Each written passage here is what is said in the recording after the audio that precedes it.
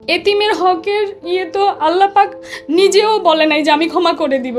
এতিমরা ক্ষমা না করলে তো আল্লাহ পাক ক্ষমা করবে না। ট্রু, বাবা মরে যায় তাহলে চাচারা যে কি হয় হইতে পারে। অথচ তাদের মধ্যমণি একসময় আমরা ছিলাম, আমার বাবা ছিল দেখে। এই জন্য হচ্ছে মানে পৃথিবীতে কারো বাবা মরে যাওয়া আসলে ঠিক না। যে আল্লাহ ছোটবেলায় কারো বাবা তুমি নিয়ে যাও না। ভয়ঙ্কর ভয়ঙ্কর। মার পেটের আপন ভাই কতটা আপন তা নিয়ে বারে বারেই প্রশ্ন আসে। একটা বয়স পর্যন্ত যতদিন স্বার্থের দ্বন্দ্ব না লাগছে, যতদিন জমি জাতীয় অর্থনীতি এসে মাঝখানে না দাঁড়ায়, তারা হয়তো খুবই আপন। যখন প্রশ্ন আসে স্বার্থের, তখন জিনিসটা অনেক বেশি ন্যাক্কারজনক। আজকে এই ঘটনাটা শুনলে বুঝবেন আপনার বাপের ভাই যেভাবে আলাদা হয়েছে, আপনার ভাইয়ের সঙ্গে আপনার দ্বন্দ্বটা লাগলো বলে। যদিও আমি চাই সেটা না লাগুক, পৃথিবীর প্রতিটা ভাই একজন আরেকজনের সঙ্গে ভালোবেসে বিশ্বাসে থাকুক। বোন, কি নাম দুজনের? আমার নাম নিপা। আমার নাম শিলা। নিপা, আপনি বলছিলেন আপনার বাবার গল্প, এবং আজকে আপনাদের পরিবার থেকে সম্পত্তি না পাওয়ার গল্প। আমি আপনার বাবার অবস্থা থেকে জানতে চাই। উনি তো দৃষ্টি প্রতিবন্ধী ছিলেন, রাইট? জি। হ্যাঁ। কত সালের ঘটনা যে উনি ব্যবসা শুরু করলেন? উনি অনেক আগে, ওই টাইমে মানে শিখি পাই বলতো নাকি, ওই টাইমে উনি আসছে ঢাকায়, একা একা এসছে। আমার দাদার অবস্থাও অত ভালো ছিল না। জি। তো তারা 7 জন ভাই ছিল। আমার বাবা মেজো ছিল, বড়জন হচ্ছে পড়াশোনা করতো। উনি একটা স্কুলের টিচার ছিলেন। তো আব্বু হচ্ছে খুব কষ্ট করে ঢাকায় এসে বিজনেস করছে। তারপরে হচ্ছে একটা অনেক কষ্ট করছে আমার বাবা। মানে ওনার রিলেটেড যারা আছে তাদের কাছে শুনলে বোঝা যায় আমার বাবা মানে লঞ্চে হচ্ছে রুটিও সেল করছে। তো এগুলা শুনলে আমাদের অনেক হৃদয় বিদারক এগুলা লাগে। তারপর এত কষ্ট করে তিনি তারপর কেরোসিন কাঠের বিজনেস করছে, ইম্পোর্ট করতো বিভিন্ন পোর্ট থেকে। যে যেগুলো বক্স করে মালামাল আসতো ওগুলো অকশনে তিনি কিনতেন। তো এরকম করে সে খুব ভালো। মিরপুর 12 নম্বরে সি ব্লকে যে কাউকে, 10 নম্বরে যে কাউকে জিজ্ঞেস করলে অন্ধ ব্যবসায়ী বজলু ভাই, এটা এক নামে সবাই চিনবে যে হ্যাঁ আমরা তো চিনি ওনাকে। অনেকেই মারা গেছে, অনেকে আছেন এখন। উনি ব্যবসা দাঁড় করায় তারপর চিন্তা করলো যে আমার ভাইদেরকে আমরা নিয়ে আসি।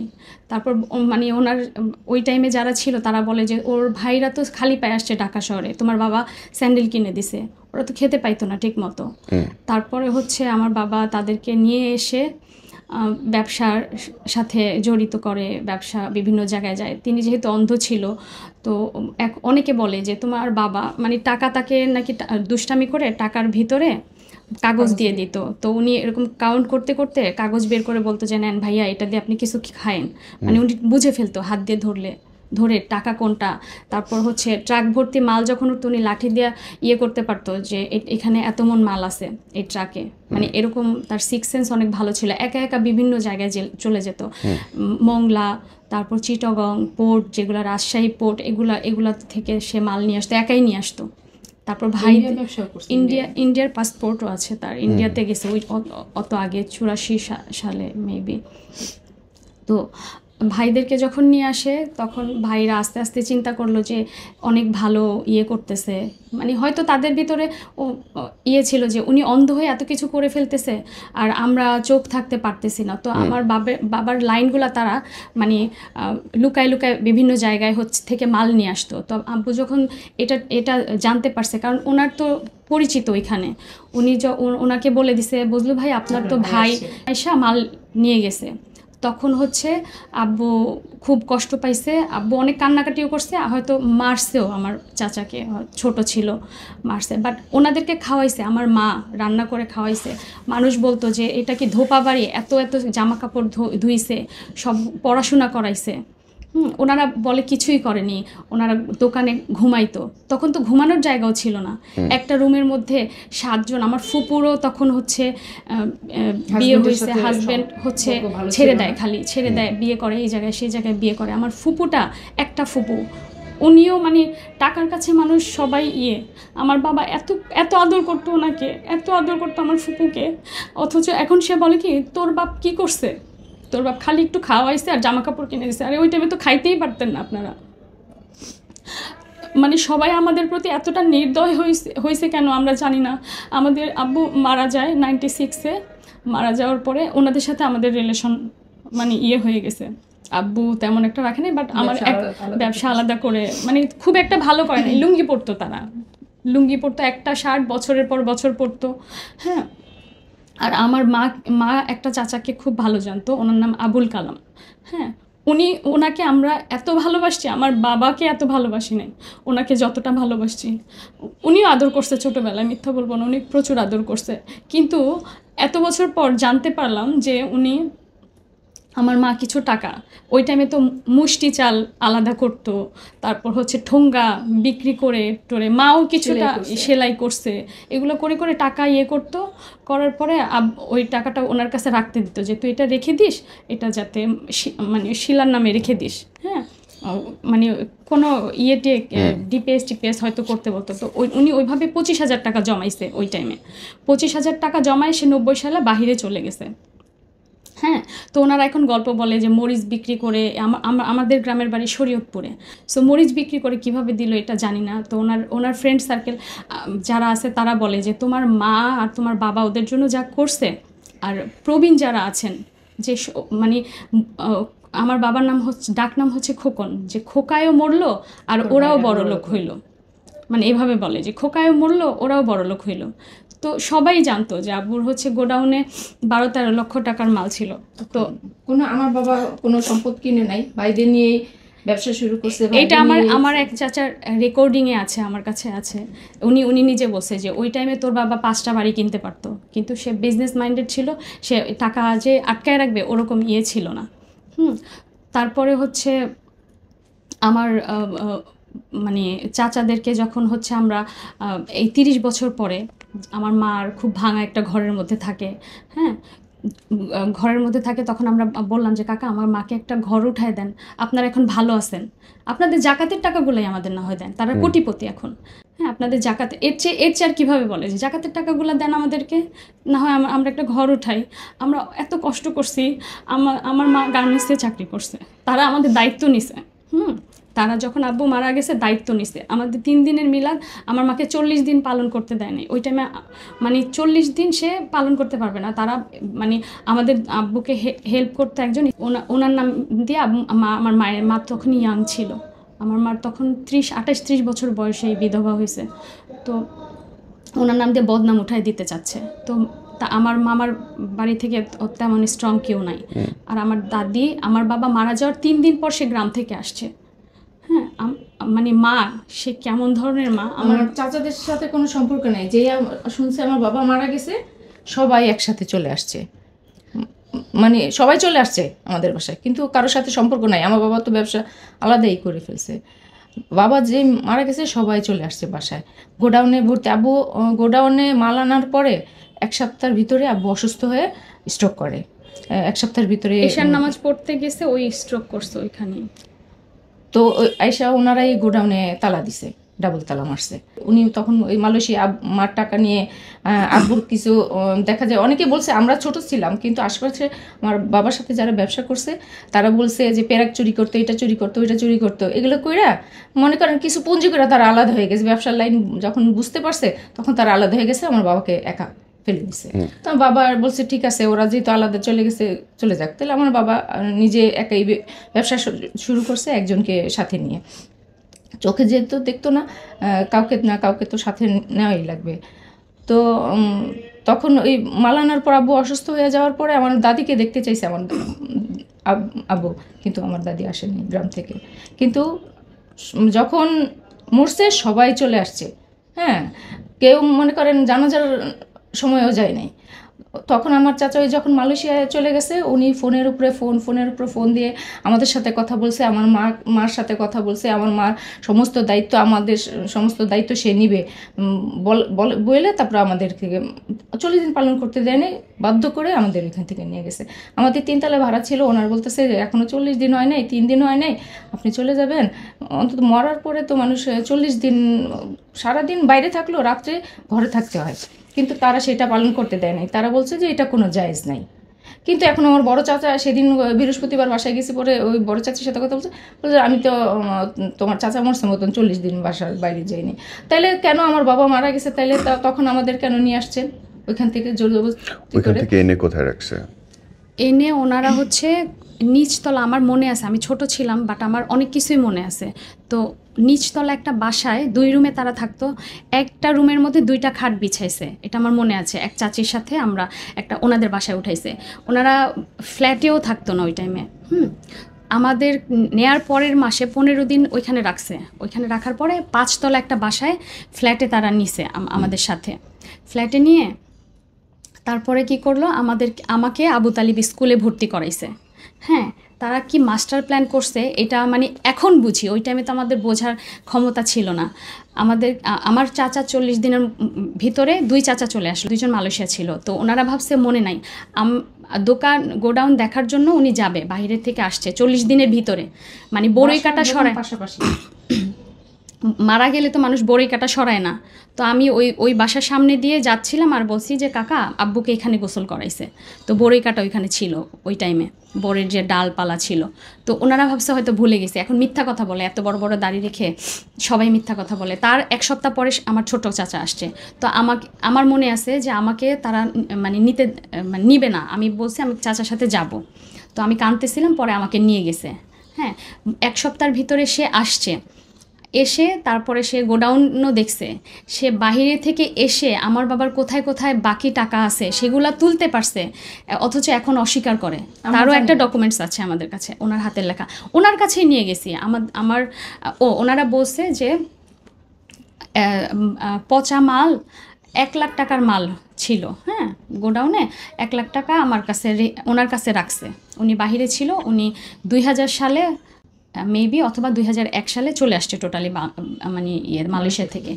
তো ওনারা 2000 তো আমরা হচ্ছে কাগজপত্র নিয়ে ওই চাচাকে সবচেয়ে বেশি ভালোবাসি, ওনাকে আমার বাসায় ডাকলাম, ডেকে বললাম কি কাকা আব্বুর কিছু পুরানা কাগজ আছে, আপনি একটু দেখেন, এটা আপনার হাতের লেখা। বলছে হ্যাঁ এটা আমার হাতের লেখা। এটা আমার হাতের লেখা, এটা আমার সিগনেচার, মানে চিনি না, আমরা চিনতেছি উনি চিনে না।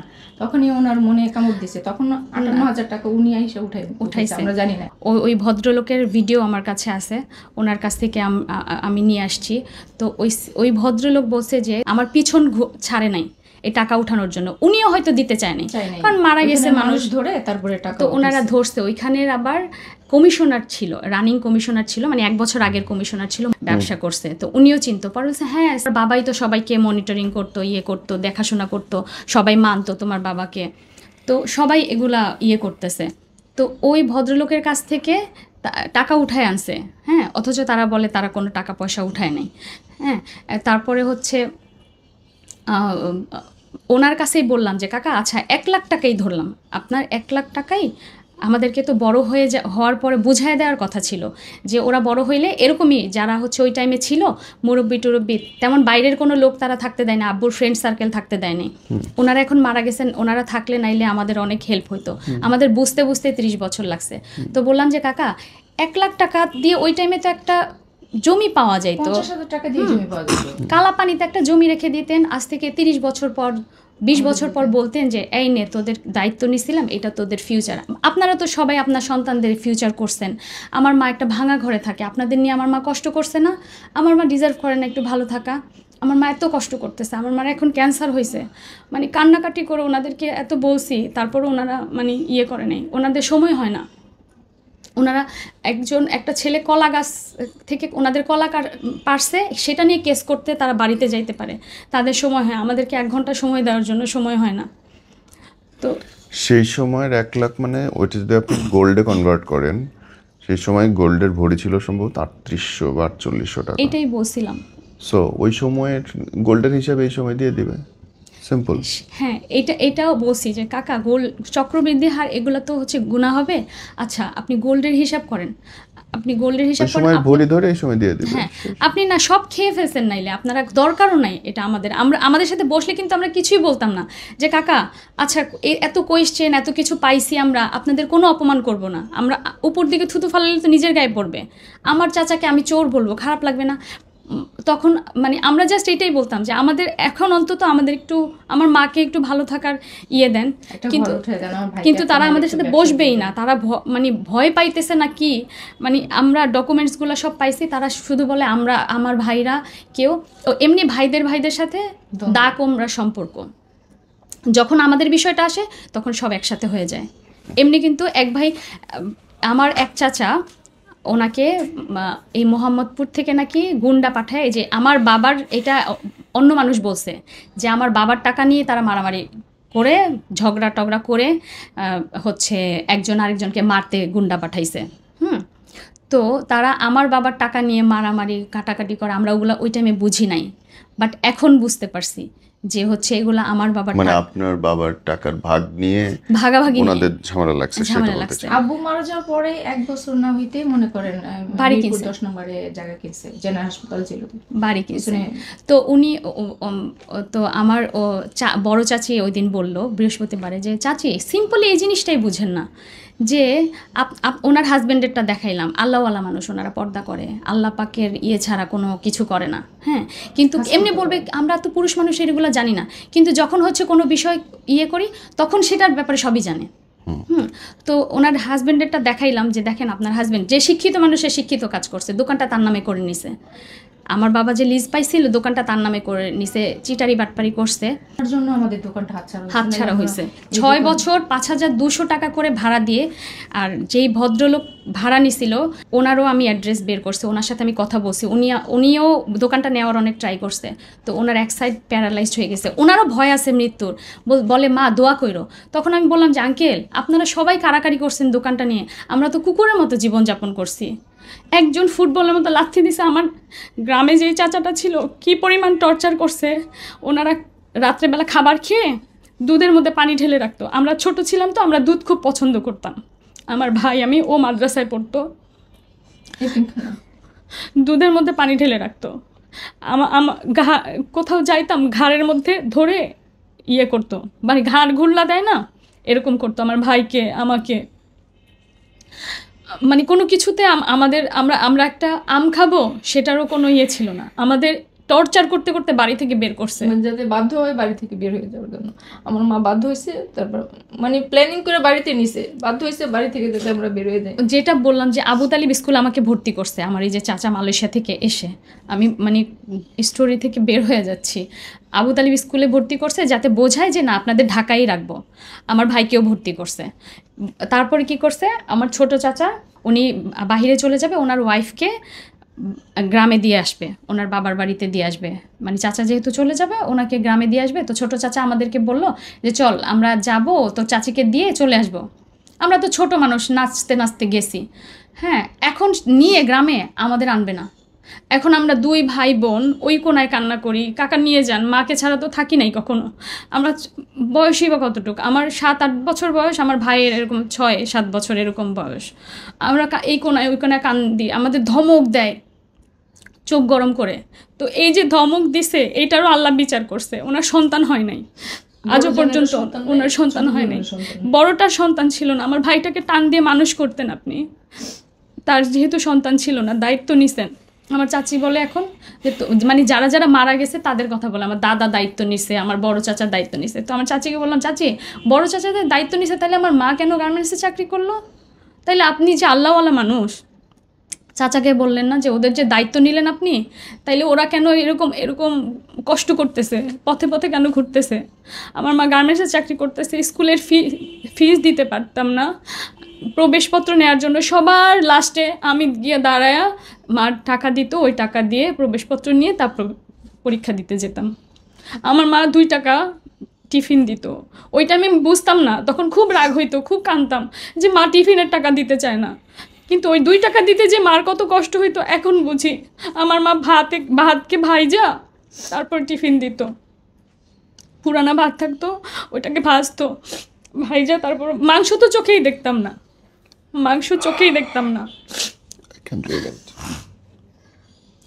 তারপরে হচ্ছে এই মাস্টার প্ল্যান করলো, কি করলো, আমাদেরকে আটকাইলো বাড়িতে নিয়ে। এটা হচ্ছে আমাদেরকে ঢাকায় আনবে না। আমার মা বলছে যে আমি তো আমার বাচ্চাদেরকে বাড়িতে নিয়ে যাব না, ওরা তো গ্রামের পরিবেশে থাকে নাই, ওরা তো অ্যাডজাস্ট করতে পারবে না। তো মা বলছে যে না, আমার বাচ্চারা শহরেই থাকবো আমরা, এই জন্য আমাদের গ্রামে নিয়ে আটকায়া তখন আমার মাকে বাধ্য করছে গ্রামে পাঠাইতে। এইটা হচ্ছে মাস্টার প্ল্যান ছিল। ভর্তি করছে স্কুলে, মানে ওটা বোঝাইছে তাকে যে আমার মা তো এত মাস্টার গেম বোঝে না, আমার মা এখনও বোঝে না, আমার মা এখন হাই হাই করে। অপারেশন থিয়েটারের থেকে বের করছে, আমার মা এরকম বুক থাপড়াইতেছে 2 হাত দিয়ে যে আমার কাদেরকে বিশ্বাস করলাম, আমার সন্তানদের ভবিষ্যৎ নষ্ট করে ফেলছে। এই চাচা বলে তোদেরকে খাওয়াইছি পড়াইছি বেশি, তোরা আমাকে মানে বাস দিছিস, মানে এটা আমার ভাস্তি আমাদের সাথে এভাবে বলে, বাস দিছিস। আচ্ছা কাকা, কোন দিক দিয়ে দিলাম বাসটা, কি দিলাম এটা বলেন। আপনাদের সাথে বসতে চাওয়াটা কি আমাদের অন্যায় ছিল? বাসটা যে দিলাম কিভাবে দিলাম? হ্যাঁ, তাইলে আমাদের খাওয়াইছেন পড়াইছেন, আরে আমরা তো এখন তো এই যে একটু ভালো জামা কাপড় পরছি, মাথার চুল টুল আশ্রয় বসছি, মনে হইতেছে আমি ভালো আছি, কিন্তু আমার যে কষ্টের পিরিয়ডটা তো শেষ হয়ে গেছে। আমরা যে ছোট ছিলাম ওই টাইম তো খাইতে পারি নাই ভালো করে, ঈদে একটা জামা পরতে পারি নাই। ঈদের জামা দিত পাশে যারা থাকতাম, ওর মামা অনেক আদর করতো, সাখাওয়াত মামা, উনি ঈদের ড্রেস দিত।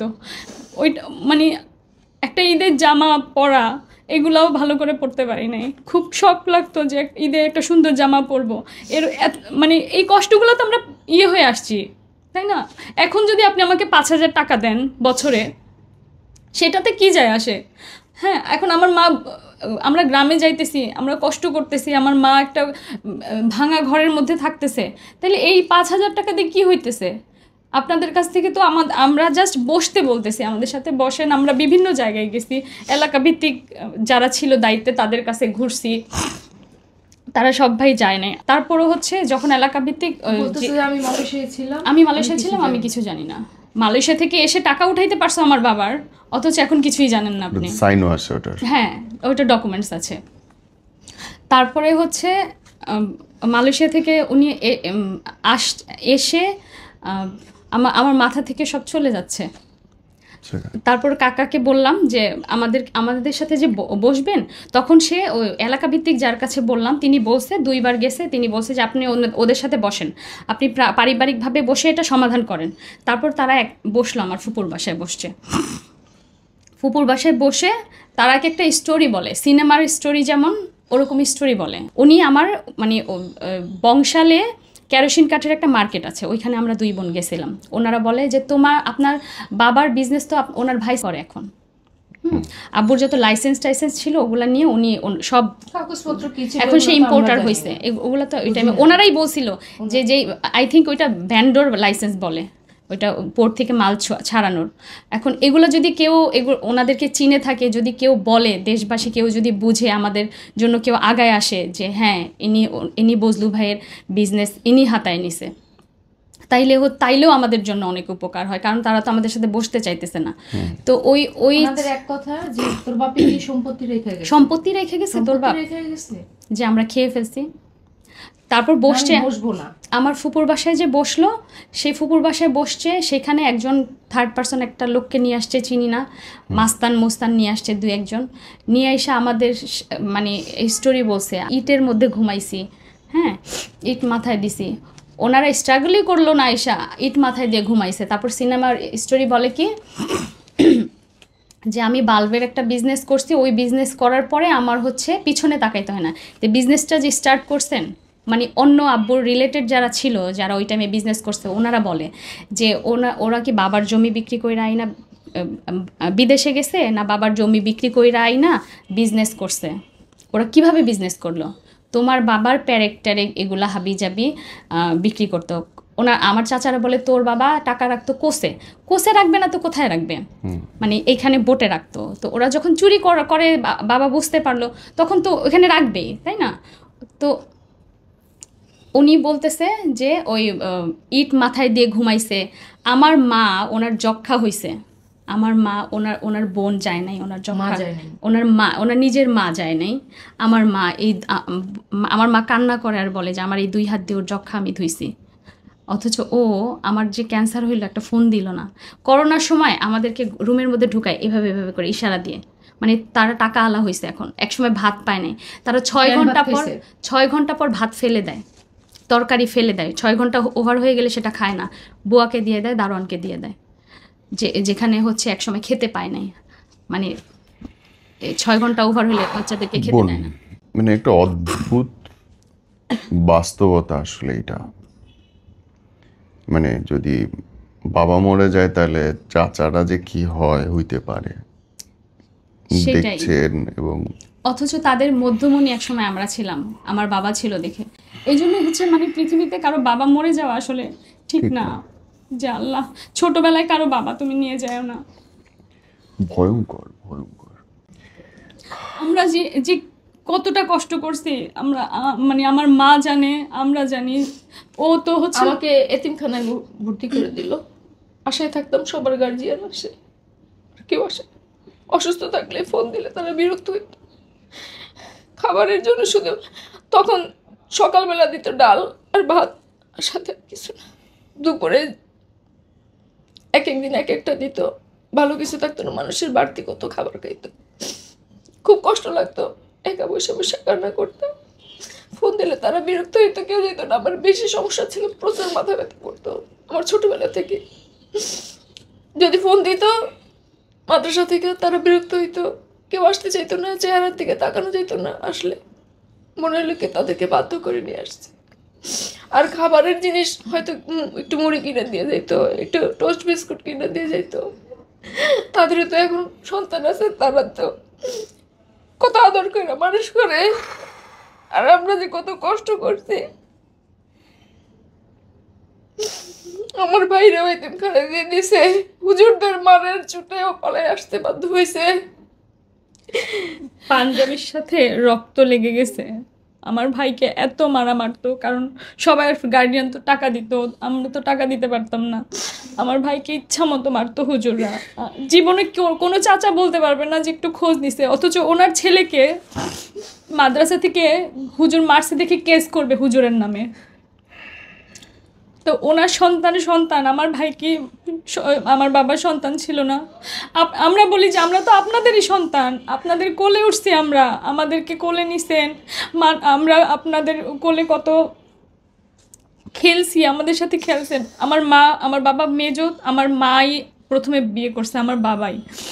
আর আমার বড় চাচার কোনো সন্তান নাই। উনি বলছে ওই দোকানটা নাকি ভাড়া দিছে 800 টাকায়। 800 টাকায় কি হয়, ওর মাদ্রাসায় চলে যায়, অথচ 5200 টাকা ভাড়া দিছে। আমরা 1 টাকাও পাই নাই। তো আল্লাহ পাক এতিমের হকের তো আল্লাহ পাক নিজেও বলে নাই যে আমি ক্ষমা করে দিব। এতিমরা ক্ষমা না করলে তো আল্লাহ পাক ক্ষমা করবে না। True true. ওনারা অস্বীকার করতেছে। এতিম ছিল এবং কোনো এতিমের সাথে ইনজাস্টিস আল্লাহ হইতে দিবে না। ওনাদের এখন যথেষ্ট আছে, আমাদের ভবিষ্যৎ করে দে। আমরা জাস্ট এইটুকুই চাইতাম যে কাকা আমাদের একটু ভবিষ্যৎ করে দেন, আপনাদের তো এখন আছে আল্লাহর রহমতে, আমরাও তো আপনাদের সন্তান, তাই না? আমার মাকে একটা ঘর তুলে দেন, আমার মা তো অসুস্থ থাকে। আমার মারে বলে মহিলা, ওই চাচা বলে মহিলা আমার মাকে, আমার কালাম চাচা। অথচ উনি ঝাল খেতে পারতো না, একটু ভুনা টাইপের খাবার পছন্দ করতো। ওনার জন্য আলাদা তুলে রাখতো আমার মা। এটা সব আমার চাচা তো বোনরা যারা এরা জানে, এখন বলে যে আলমারিতে করে দেবরে খাওয়াইছে। হ্যাঁ, তো আমার অন্যান্য চাচারা এটা নিয়ে একটু ইয়ে করতো। তো হচ্ছে ওনারা বলতো যে ওনার কাছে যান, আবুল কালামের কাছে যান, ওনার কাছে যান। আমরা সব চাচার কাছে গেছি, গিয়ে বলছি কাকা আমাদের সাথে বসেন না, একটু বসেন, আমাদের একটু দেখেন, একটু মায়া নেই আপনাদের। এই যে বৃহস্পতিবারেও কান্নাকাটি কইরা বলছি, ভিডিও করছে, উনি জিডি করে দিছে। আমার নামে জিডি করা, ওর নামে জিডি করা, ওনার সন্তানের নামে জিডি করা কি? আমার মা ক্যান্সারের রোগী, আমার মার নামে জিডি করে সে। মা যখন শুনছে যে দিদি করছে ওনার নামে, আমার মতো এমনি খাইতে পারে না, ঘুমাইতে পারে না, থেরাপি লাগছে 25টা রেডিওথেরাপি। তো আমার মা এখন আরো অসুস্থ হয়ে যেতেছে ওনাদের, যে কাদের জন্য কি করলাম, আমার নামে জিডি করে আসছে। মানে অস্বীকার, ওনার মিথ্যা দিদিতে যতগুলা কথা লিখছে প্রত্যেকটা কথা মিথ্যা, এবং আমরা তার প্রমাণ দিতে পারবো। বুঝতে পারছি। আপনারা এখন কি করেন সবাই? আমরা কিছুই করি না। আমার ভাই একটা শাড়ির দোকানে চাকরি করে। আমার ভাইকে একটা চায়ের দোকান দিছিল 4-5 বছর ধরে। ওনার যে গোডাউন, ওইটার পাশে একটা চায়ের দোকান দিছিল। যখন আমরা এটা নিয়ে, ওনারা বসবে না, পারিবারিকভাবে বসবে না, বলছে সবাই বসতে চায়। আমার এই কালাম চাচাই বলতেছে আমি মালয়েশিয়া ছিলাম, আমি বসবো না। একদম সোজা কথা যে বসবো না। তো ওনার ভিতরে যদি কোনো ভেজাল না থাকে, উনি মালয়েশিয়া ছিল ঠিক আছে, বেশ ভালো কথা। ওরা ছিল এই এই মালের হিসাব কি কেমনে কি করছোস, ওদের দিয়ে বসে ওদের ঝামেলাটা ভাঙা দিই। ওনাকে বেশি ভালোবাসি, উনি আরও এই কথা বলবে। উনি বলতেছে আমি মালয়েশিয়া ছিলাম, আমি বসবো না, সোজা কথা বসবো না। কেন বসবে না? কোনো কারণ না থাকলে কি বসবে না? কারণ আছে বিধাই তো বসতে চাচ্ছেন। বলে যে আমাদের কেস করে দিতে, ওনাদের তো টাকা আছে। পৃথিবীতে ঘুষ খায় না এরকম মানুষ 100 জনের মানুষের ভিতরে মানে 95 জনই টাকার পাগল। নেতিবাচক। আপনারা যারা দেখছে এখন, তাদের কাছে কোনো কিছু হেল্প চান বা বলতে চান? আমরা চাই, আমরা তো কোথাও গিয়ে আমরা মানবাধিকারেও গেছি, সেখানেও হচ্ছে তাদের ইয়েরা নাকি মানবাধিকার কমিশন যেটা কারণ বাজার, ওনাদের হচ্ছে ম্যাজিস্ট্রেট যারা তারা পদত্যাগ করছে। তারপরে আমরা আর্মিদের কাছে গেছি, আর্মিরা বলতেছে যে এটাও তাদের ইয়ে না, পারিবারিক এগুলা তারা দেখে না। আমরা জাস্ট বলছি যে আপনারা ফোন করে একটু বলে দেন, কারণ আমাদের তো গার্ডিয়ান নাই, এই জন্য আমাদের পাত্তা দিচ্ছে না তারা।